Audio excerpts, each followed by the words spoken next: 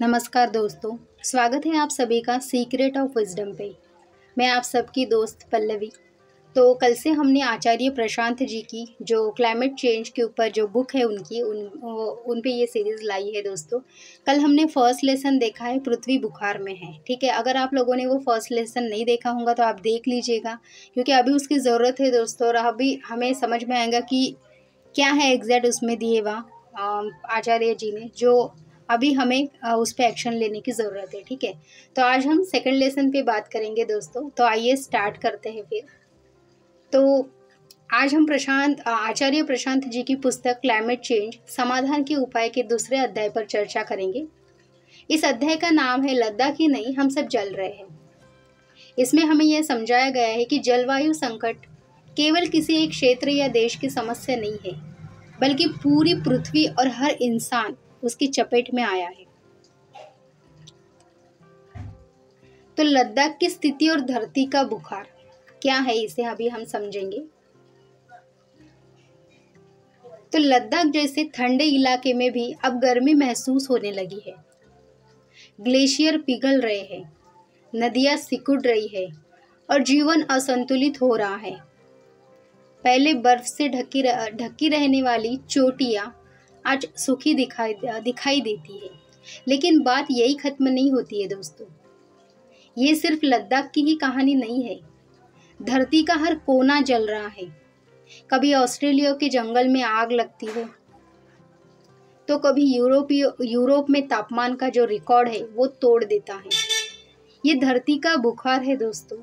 जैसे इंसान को बीमारी में ताप चढ़ता है, वैसे ही धरती को भी बुखार चढ़ा हुआ है और चढ़ चुका है। तो हमें यहाँ पे जो ऑथर है उन्होंने इसका असली कारण बताया है। क्या है इसका असली कारण?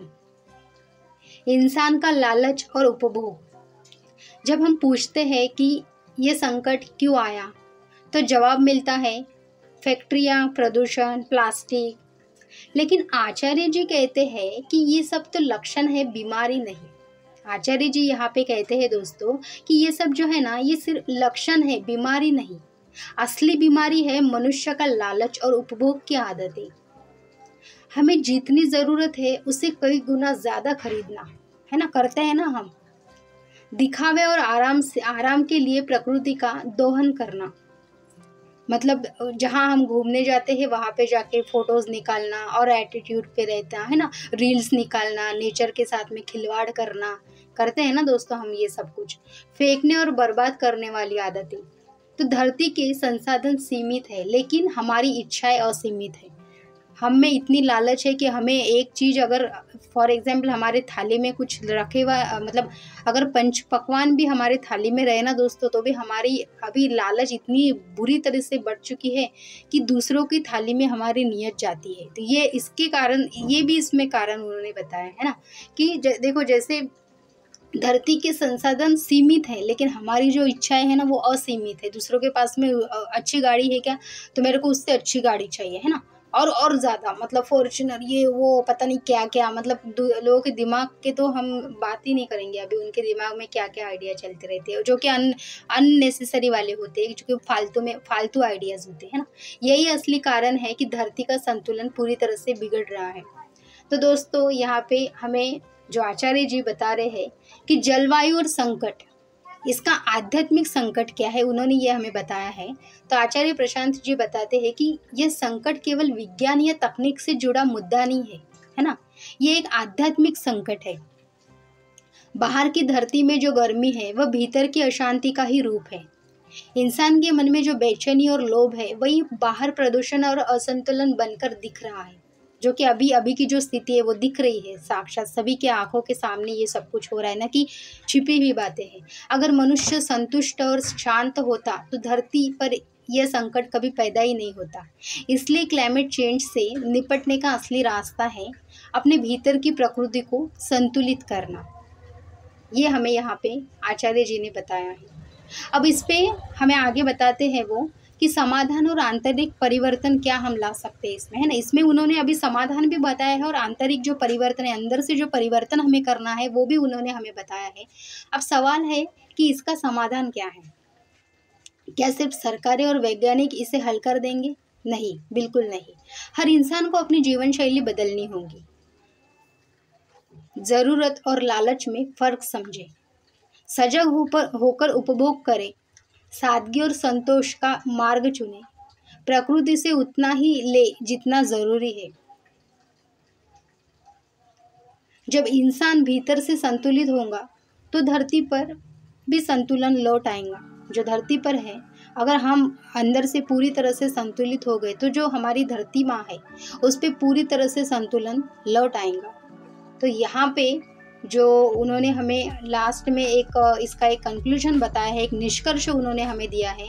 तो दोस्तों, लद्दाख ही नहीं, हम सब जल रहे हैं। यह अध्याय हमें एक गहरी चेतावनी देता है। यह सिर्फ एक पर्यावरणीय समस्या नहीं है, बल्कि हमारी सोच और जीवन शैली की समस्या है। अगर हमने अभी चेतना नहीं बदली, मतलब हमारी जो चेतना है वो नहीं बदली, तो आने वाली पीढ़ियाँ जो होंगी ना, जो अभी हमारी जो आने वाली पीढ़ियाँ होंगी, वो एक जलती हुई धरती उन्हें मिलेंगी, है ना। जो हम उनको क्या देंगे, अभी हमने उनके लिए क्या कुछ नहीं करना चाहिए, तो हम उनको क्या देंगे ना, पूरी जली हुई धरती देंगे, है ना। समझो, जो अभी हम जो कर रहे हैं ना, उसके हिसाब से तो उनको तो पहली बात तो कुछ मिलने वाला है नहीं। ये आचार्य जी हर वक्त बताते हैं, और उन्होंने उनकी जो अभी ये बुक है इसमें भी हमें यही बताने की कोशिश की। तो धरती तभी बचेंगी जब इंसान भीतर से बदलेगा। उन्होंने हमें यही बताया है कि धरती हमें तभी बचेंगी जब हम भीतर से अपने आप को बदलेंगे।